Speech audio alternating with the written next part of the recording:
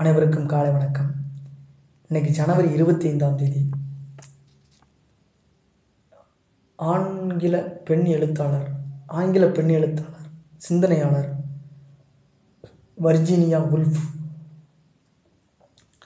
பெண் சிந்தனையாளர், பெண் எழுத்தாளர், பேச்சாளர் என பன்முகம் திறன் கொண்ட விர்ஜீனியா உல்ஃப் அவங்களுடைய பிறந்த தினம் இன்று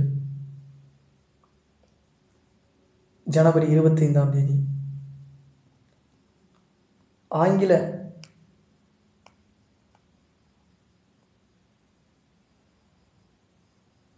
இங்கிலாந்தில் பிறந்தார் 1882. பெற்றோர் பாரம்பரியமிக்க குடும்பத்தைச் சேர்ந்தவர்கள்.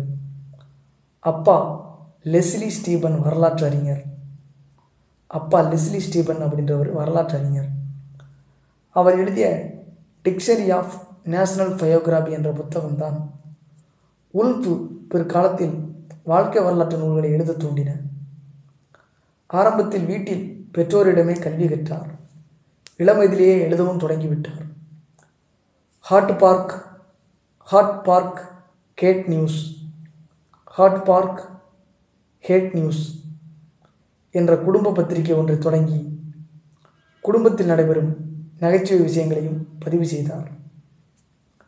6 வயது சிறுமியாக இருந்தபோது மாற்றாந்தாய் மகன்கள் பாலியல் ரீதியில் துன்புறுத்தியது, 13 வயதில் அம்மாவின் திடீர் மரணம் ஆகியவை இவரது மனதில் ஆழமான காயத்தை ஏற்படுத்தின. மனநல பாதிப்புடன் நரம்பு தளர்ச்சியாலும் பாதிக்கப்பட்டார். சிரமத்துக்கு நடுவிலும் ஜெர்மன், கிரேக்கம், லத்தீன் மொழிகளை கற்றார்.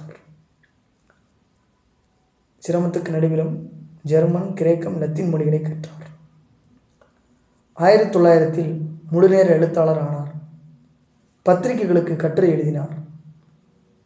இவரது முதல் நாவல் தி வாயேஜ் அவுட் 1904 அப்பா இறந்த பொழுது மனரீதியாக பெரிதும் பாதிக்கப்பட்டார்.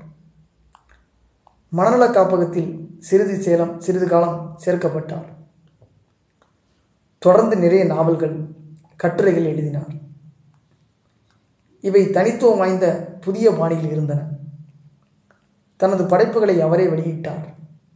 இவரது புத்தகங்கள், நாவல்கள் பிரபலமானதோடு விமர்சன ரீதியாகவும் பாராட்டப்பட்டன. லண்டன் இலக்கிய சமூகத்தில் முக்கிய புள்ளியாக கருதப்பட்டார். மிசஸ் டாலோவே மற்றும் டு தி லைட் ஹவுஸ் மற்றும் ஒரு புத்தக அளவில் இருந்த இவரது எ room off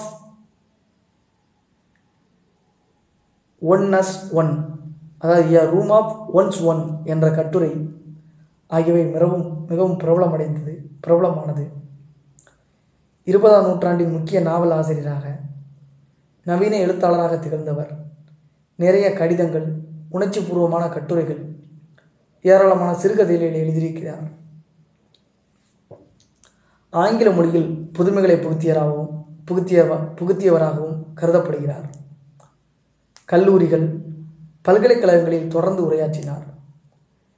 between the acts என்பது இவரது கடைசி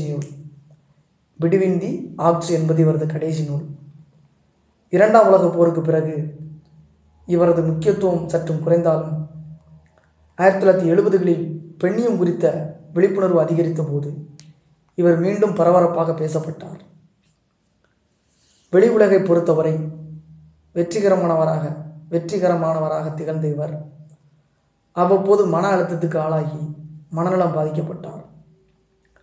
நாஜிக்களால் பிடிக்கப்பட்டு விடுவோம் என்ற பயத்திலேயே இவர்கள் எப்பொழுதும் இருந்தனர்.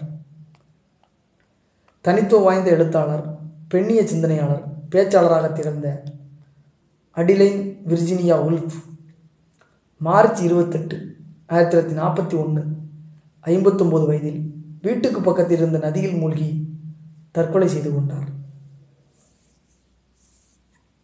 இவங்கள மாதிரியே இந்தியாவில் வேறு ஒரு துறையில் பயணித்த சில்க் ஸ்மிதா இறந்து போனாங்க. ஷோபாவும் அதே மாதிரி கொஞ்சம் வயசுலேயே இறந்து போனாங்க. இந்த ஒரு மாபெரும் ஒரு ஆளுமைகளை சந்தித்த மகிழ்ச்சியோட இந்த நாள் இனிதே நிறைவு பெறுகிறது. நன்றி, வணக்கம்.